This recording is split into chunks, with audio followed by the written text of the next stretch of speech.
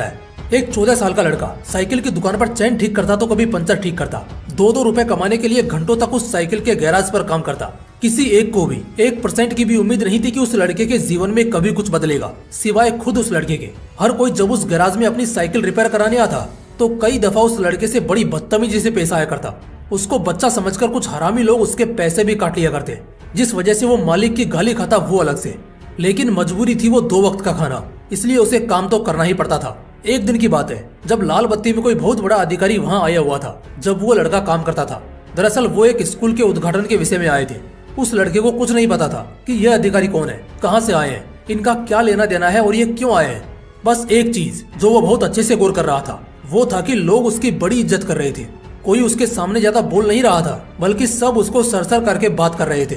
उसने अपने दिमाग में एक बात सोची कि यार, एक ये साहब है जिनके आने मात्र से पूरी की पूरी बस्ती ऐसे व्यवहार कर रही है जैसे ये कहीं का राजा हो, और एक तरफ मैं हूँ जो इतने शांति से अपना काम करता हूँ, किसी को परेशान भी नहीं करता, तब भी लोग मुझे गालियां देते हैं, 4 बातें सुनाते हैं। खैर, उस रात वो लड़का सो नहीं पाया।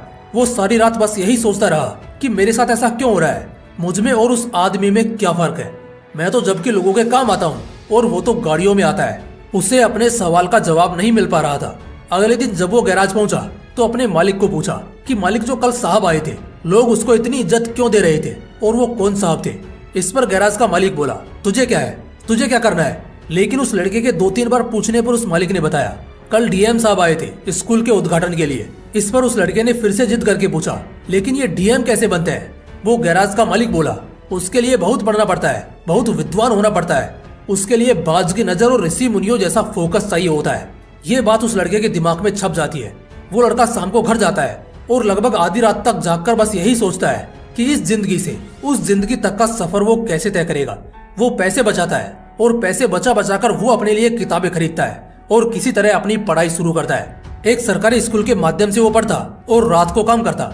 उसका लक्ष्य उसके दिमाग में एकदम साफ था कि चाहे जो हो जाए डीएम तो बनकर रहूंगा। वो लड़का अब 21 साल का हो चुका था और पिछले 7 सालों में ऐसा एक भी दिन नहीं था जिस दिन उसके दिमाग में डीएम बनने के अलावा दूसरा कुछ भी आया हो।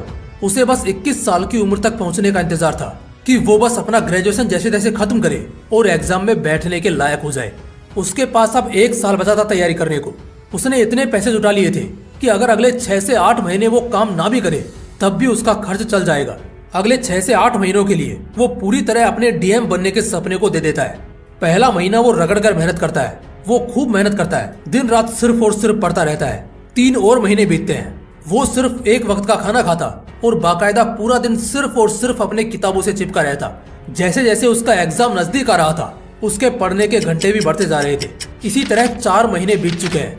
तभी अचानक एक रात वो अपनी पढ़ाई खत्म करके जैसे ही चटाई बिछाकर सोने की तैयारी कर रहा होता है कि उसे उसी वक्त चक्कर आ जाता है और वो गिर जाता है। अब भला उस गरीब को देखने वाला कौन होगा, इसलिए वो बेचारा खुद ही 1-2 घंटे बाद जब होश में आया तब खुद को संभालते हुए उठता है और फिर जो थोड़ा खाना बचा था उसे अपने लिए परोसता है। खाने के लिए उसने अभी पहला निवाला रखा ही था कि तभी उसको उल्टी हो जाती है। सारी रात वो उल्टी करता रहता है। अगली सुबह जैसे तैसे थोड़ा सो लेने के बाद जब उसकी आंख खुलती है तब उसका पेट हल्का दर्द करना शुरू करता है। वो कुछ समय के लिए इसे नजरअंदाज करता है और रोज की तरह अपना काम करता है। फ्रेश होकर पढ़ाई करने बैठता है। पेट दर्द अब भी कर ही रहा था तो वो बाहर जाकर कुछ दवाई ले आता है और कुछ खाकर पढ़ाई शुरू करता है। दिन के 6 से 7 घंटे लगातार पढ़ने के बाद अब कहीं जाकर उसको थोड़ा सा चैन मिलता है और लगभग 7 दिन में उसकी परीक्षा थी और आखिरकार उसने अपनी सारी पढ़ाई कर ही ली थी। अब वक्त आ चुका था उसे अपनी जिंदगी की सबसे बड़ी परीक्षा देने का। आखिरी दिनों में तो मकान मालिक तक ने उसे घर से निकाल दिया था क्योंकि उससे घर का किराया नहीं दिया जा रहा था। अब क्या करे बेचारा, सारे पैसे खत्म हो चुके थे। तो इस बीच वो अपने एक दोस्त के घर पर रहता है। लेकिन एग्जाम से 1 रात पहले अचानक बिजली चली जाती है। अब कल दोपहर को उसे परीक्षा में बैठना है। अब अगर वो आज बिना पढ़े सो गया तो हो सकता है उसके इतने सालों की मेहनत पर ये अकेला दिन भारी पड़ जाए। इसलिए वो उस रात सड़क के बीचों बीच स्ट्रीट लाइट्स की रोशनी में बैठकर पढ़ता है। गाड़ियां एक के बाद एक गुजर रही थी लेकिन उसका फोकस सिर्फ और सिर्फ उसके किताब पर था। वो सिर्फ और सिर्फ पढ़ता रहा। नींद आ गई तो रात को फुटपाथ पर ही सो गया। अगले सुबह दोस्त के घर गया जहां वो कुछ दिनों की मोहलत मांगकर रह रहा था।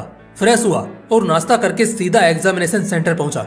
वहां स्टूडेंट्स की भीड़ देखकर उसे थोड़ी घबराहट महसूस हुई लेकिन फाइनली वो शुभ घड़ी आ ही गई जिसका उसे सालों से इंतजार था। वो एग्जाम में बैठा। प्रीलिम्स उसका निकल चुका था और वो मेंस के पहले पेपर में बैठा था। आज पहला पेपर उसका बहुत अच्छा गया। उसे आज क्वेश्चन पेपर देखकर डर नहीं लग रहा था दूसरे कैंडिडेट्स की तरह, बल्कि उसको तो मजा आ रहा था। वो बड़े आराम से आज अपना पहला पेपर खत्म कर लेता है और शाम को बड़े आराम से बैठकर इस बारे में सोच रहा होता है। ये सब उसके वनवास का नतीजा था। उसे बस सिर्फ 2 बातों का डर था।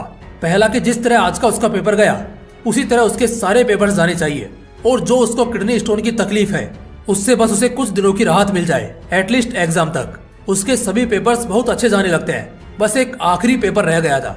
उस आखिरी पेपर से पहले तक उसकी सारी तैयारी हो चुकी थी और वो खुद को इस साल का डीएम बनते भी देख रहा था। लेकिन तभी बस सुबह सुबह जब वो उठता है तो उसके पेट में हल्का दर्द शुरू हो जाता है। वो हल्का गुनगुना पानी पीता है, मगर इससे भी उसे कोई राहत नहीं मिलती। किसी तरह वो एग्जाम सेंटर पहुंचता है, तब तक दर्द बढ़ चुका होता है। जैसे तैसे करके वो एग्जाम देता है। एग्जाम के आधे के बाद दर्द इतना ज्यादा बढ़ चुका था कि अब उससे सीधा बैठा तक नहीं जा रहा था। इन्विजिलेटर भी आकर उसको पूछता है कि क्या उसे कोई दिक्कत है, और अगर है तो वो बाहर जा सकता है।